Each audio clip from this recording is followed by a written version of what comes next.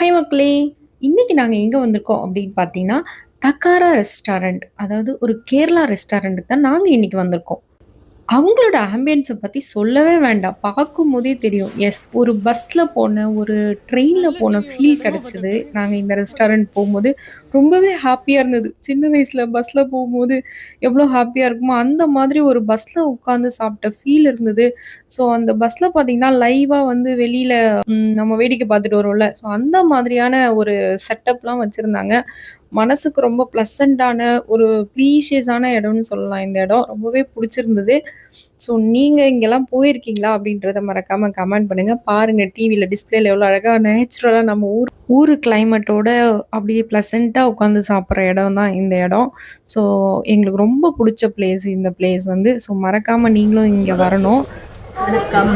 நாங்கள் அந்த பஸ்ஸில் சாப்பிட வந்திருக்கோம். பஸ்ஸு தானே, அதில் டிரைவர் இல்லை. டிரைவர் உட்காந்துருக்காரு.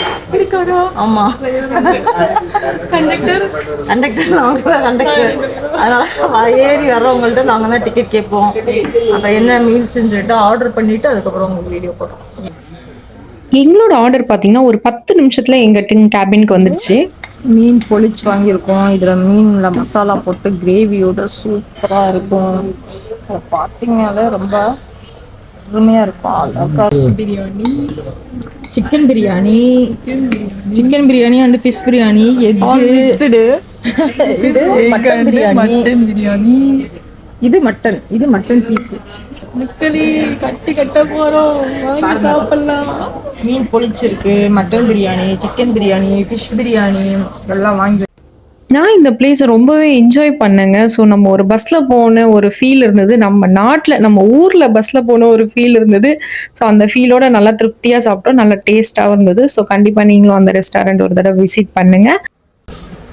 டிங் டிங் பில் அடிச்சா அவங்க சொன்னா நம்ப மாட்டீங்க. எனக்கு அந்த பஸ்லேருந்து இறங்கவே மனசு வரல. அவ்வளோ ஜாலியாக என்ஜாய் பண்ணேன் நான் அந்த இடத்த. அதை முடிச்சுட்டு வெளியில் வரும்போது பார்த்தீங்கன்னா, நம்ம ஊரில் பெட்டி கடையில் இருக்க மாதிரி ஒரு செட்டப்பு. நம்ம ஊர் மாதிரியே இருக்கு பாருங்க. 90s கிட்டு, 80s 90s.